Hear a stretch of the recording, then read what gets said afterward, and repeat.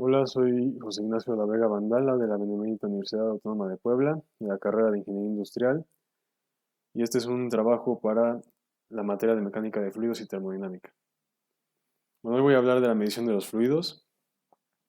Primero voy a hablar de la presión absoluta y manométrica.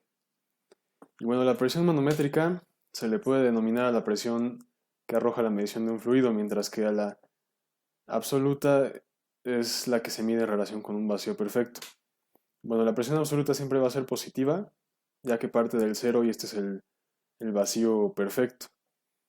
Mientras que la manométrica puede tener unidades negativas, las cuales se denomina presión manométrica negativa, y el cero se puede denominar como la presión atmosférica local.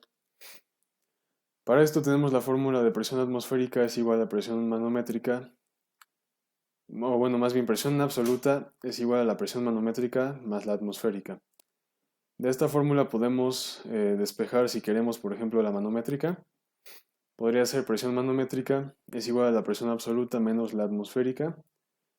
Y si queremos la atmosférica sería la presión absoluta menos la manométrica. Bueno, voy a hablar de las unidades de presión. Bueno, hablando de la presión manométrica, podemos decir que sus unidades son PA man o las PSIG, mientras que de la absoluta es la PA abs o las PSIas. Y la presión en general se mide en pascales, atmósferas o en pulgadas de mercurio. Por ejemplo, aquí tenemos una tabla de las unidades de la presión, o sea, la presión en general. Y por ejemplo, en atmósferas, podríamos decir que una atmósfera es igual a un kilogramo sobre centímetro cuadrado. Un pascal es igual a un newton metro cuadrado. También se puede medir en bares y ahí tenemos cuánto se puede, o más bien cuánto mide un bar. Y al último tenemos los milímetros de mercurio. Bueno, voy a hablar de la relación entre presión y elevación. Y para esto puedo decir que el cambio de la presión es directamente proporcional al peso específico del líquido. Esto con una disminución de la elevación que ocasiona un incremento en la presión, para lo que se utiliza la fórmula que tenemos ahí. Bueno, esta fórmula es igual o bueno, podemos decir que es el cambio en la presión, el cual es igual a el peso específico por el cambio de la elevación. Bueno, esta fórmula igual se puede despejar dependiendo de lo que nos pidan en cada ejercicio. Ahora voy a hablar del desarrollo de la relación entre presión y elevación y también de los líquidos. Bueno, para esto tenemos aquí una imagen la cual nos ejemplifica esto de lo que voy a hablar, y también de aquí vamos a sacar todos los datos porque, bueno, en esta imagen podemos aplicar el principio del equilibrio estático, que establece que la suma de las fuerzas deben de ser cero. Y bueno, esto tomando en cuenta que las fuerzas hacia arriba son positivas y hacia abajo negativas. Entonces, para esto tenemos las ecuaciones, la cual es la sumatoria de las fuerzas en V es igual a cero, que es igual a 1 menos, digo, a F1 menos F2 menos W. Y bueno, esto, si lo desarrollamos, podemos llegar a la conclusión de que es dP, que es igual a menos Y por dz.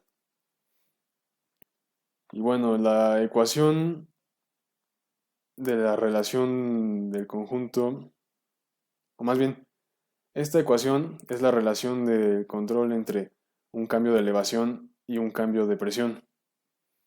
Bueno, sin embargo, esta depende del tipo de fluido, ya que la ecuación fue desarrollada para bueno, elementos pequeños de fluido, por lo que el proceso de integración extiende la ecuación a grandes cambios de elevación. Y bueno, aquí es donde pueden entrar los líquidos, que vemos ahí la integral de dp es igual a la integral de menos y lo que tenemos arriba, que es y por dz.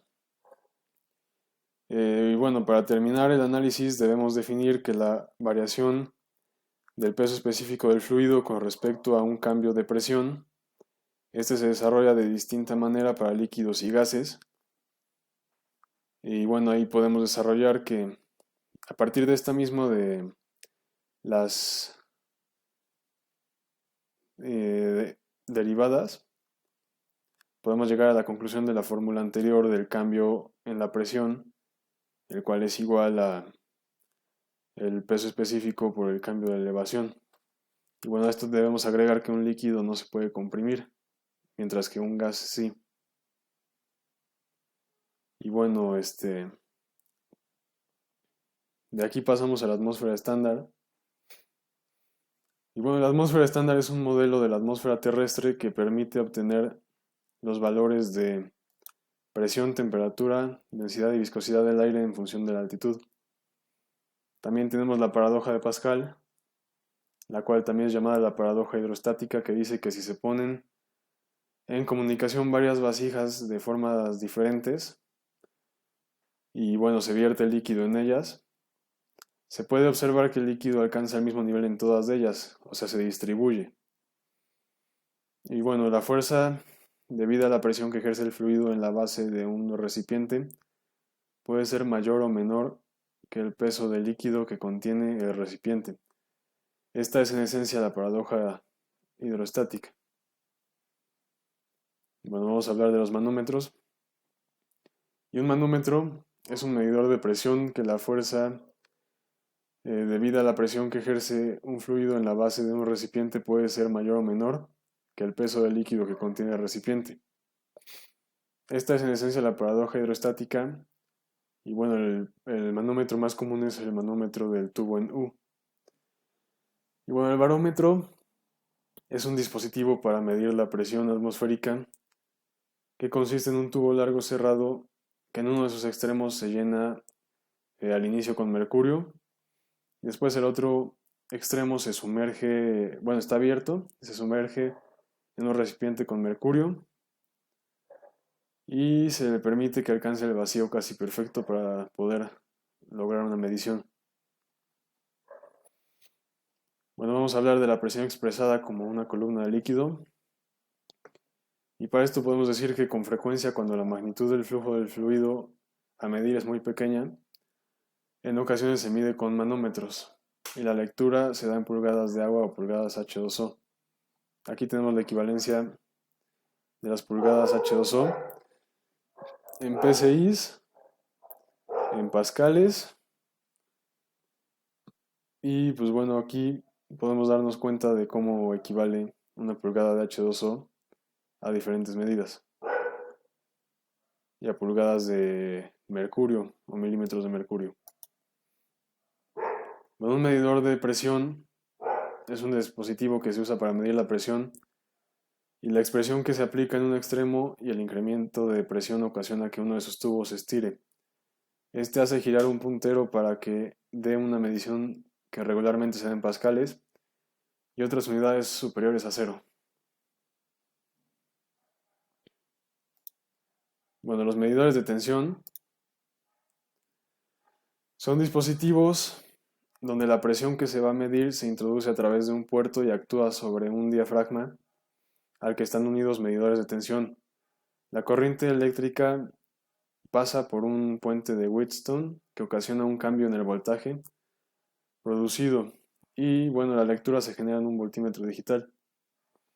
También podemos hablar de los tipos LDTB, que estas son las siglas para transformador diferencial lineal variable.